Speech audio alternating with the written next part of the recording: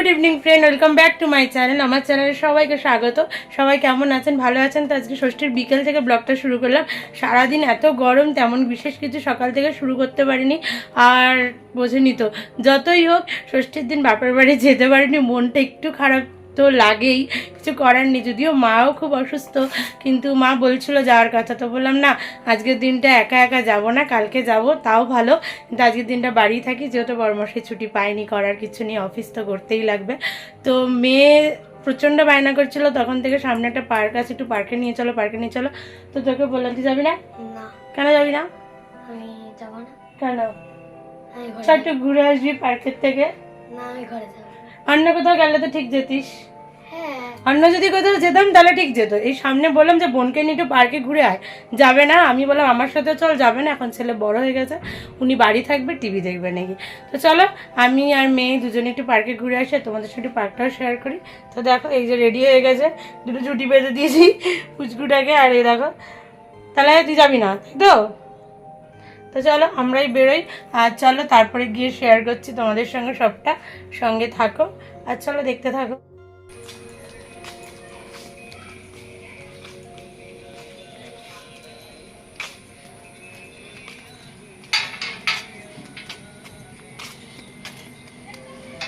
আবার কি তাকানো, চল আগে আগে চল।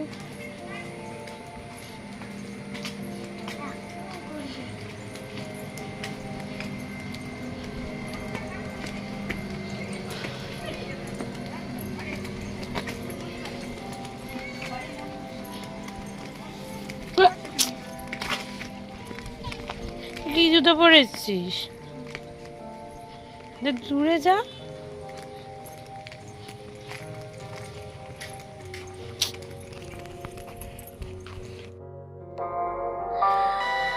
তো দেখো বাইরে বেরিয়ে কেমন বদমাইশি, একবার এপার দিয়ে হাঁটে তো একবার ওপার দিয়ে হাঁটে। ছোটোবেলায় না আমিও এরকম করতাম, ওকে দেখে মনে হয়। দেখো তোমাদের সঙ্গে আমার লুকটা একটু শেয়ার করে দিলাম, কেমন লাগছে বলো। গরমের মধ্যে একদম ভালো লাগে না শাড়ি পরতে, কিন্তু বলো তো শাড়িগুলো কবে ভাঁজ ভাঙবো, কোথায় বা যাওয়া হয়। আর দেখো পার্কে যাওয়ার পথে তোমাদেরকে এই লেবু গাছটা দেখালাম।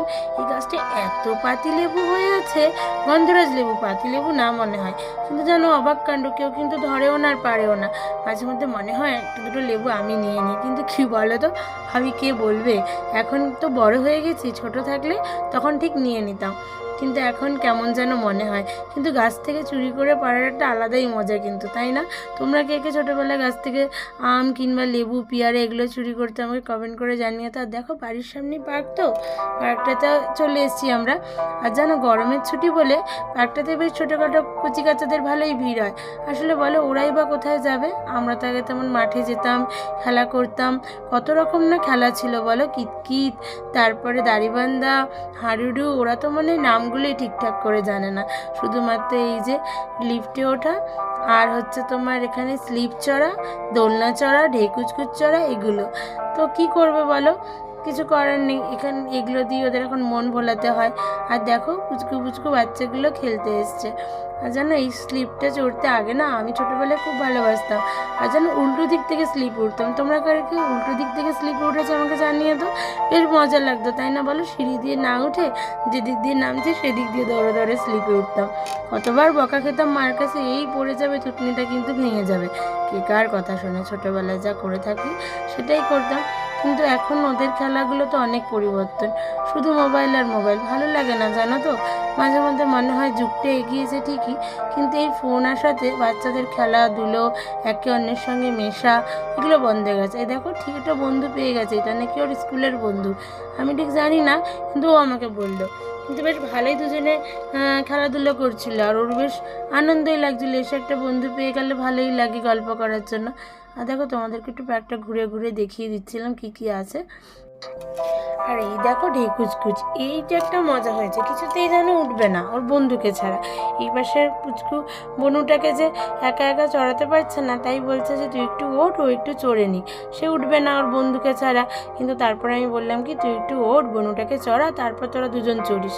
তারপর সে রাজি হয়েছে। আর দেখো ঠিক বন্ধুকে নিয়ে বসে চড়ছে, তখন কিন্তু আর বলতে হচ্ছে না, আসলে কী বলো তো, ছোটোবেলায় না একে অন্যের যে খুব বেস্ট ফ্রেন্ড হয় তাদের বেশ একটা ঘনত্ব হয়। বড় হতে হতে যেন সেই বন্ধুত্বটা কোথায় হারিয়ে যায়, তাই না?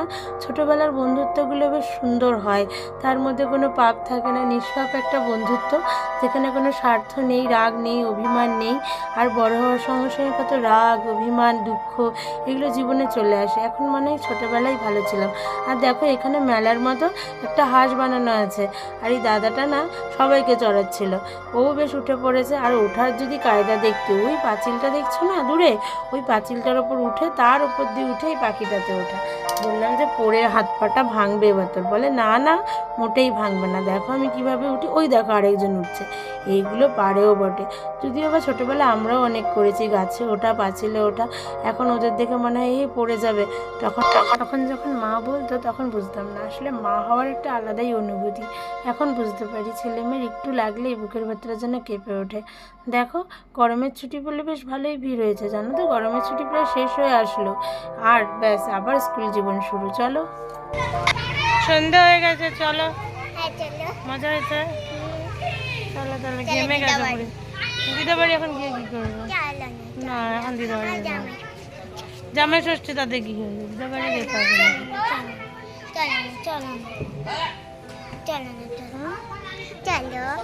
কোথায়? এই তো পার্কে বললে, পার্কে নিয়ে আসলাম, দাদা একা আছে। এবার দিদা বাড়ি, দিদা পাক্কা পাক্কা দিদা এলি কেন? হ্যাঁ আমি বললাম কখন থেকে, আবার নোংরার মধ্যে ব্যাগটা রাখছিস কেন? এই সাদা জামাটা নোংরার মধ্যে গরমের মধ্যে পড়তে ইচ্ছা হলো। হ্যাঁ তুই বলে আসবি না, তুমি তো বললে আসতে।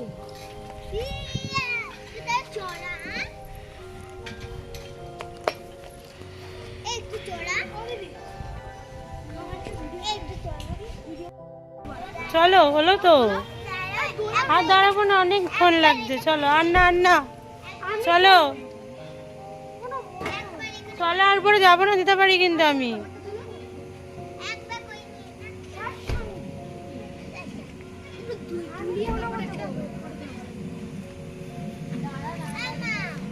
তো চলো হলো পার্কে ঘোরাঘুরি, সন্ধে হয়ে গেছে, তারপর একটুখানি দেখি মার ওখানে যেতে পারি, তারপর বাড়ি। বাচ্চাদের দোলনায় চড়ছে দেখো।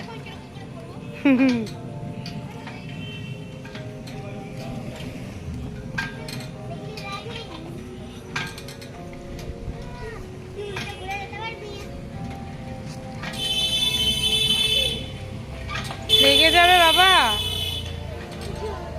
লেগে যাবে। তো তখন তো দেখতেই পেলে মেয়েকে জোর করে এক প্রকার নিয়ে আসলাম পার্কের থেকে, আসবে তো না কিছুতে, আর একটু মা আর একটু মা এটাই বলছে। আসলে পার্কে গেলে বাচ্চারা যা করে থাকে, তো ছেলে বললো মা এখন আর গরমের মধ্যে দিদা বাড়িতে যাবো না, ভালো লাগছে না। তো আমি ভেবে দেখলাম রাত হয়ে গেছে, আর ওই যে বলেছিলাম আজকে ঠিক একা একা বাবার বাড়িতে যেতে ইচ্ছা করছিল না, মনটা খুব খারাপ লাগছিল। কিন্তু কি করবো, সবসময় তার সমান যায় না। তো এই বছর হয়তো যাওয়া হলো না, সামনের বছর হয়তো হবে, তোমাদের সঙ্গে শেয়ার করব। আর তোমরা কে কে বাপের বাড়ি গেছো, কী কী খাওয়া দাওয়া করলে, কতটা আনন্দ করলে কমেন্ট করে অবশ্যই জানাবে। আর আমার তো আজকের দিনটা এই যে পার্কে ঘুরে ছেলে মেয়েদের নিয়ে কাটলো, একটু ভালো একটু মন্দ, এই নিয়েই তো জীবন, চলতে তো লাগবেই বলো। তো চলো সঙ্গে থেকো অবশ্যই, আর যদি ভিডিওটা ভালো লেগে থাকে তাহলে অবশ্যই একটু লাইক আর কমেন্ট করে দিও, আর যারা এখনও সাবস্ক্রাইব আর ফলো করোনি তারা অবশ্যই করে নিও, আর সঙ্গে থেকো।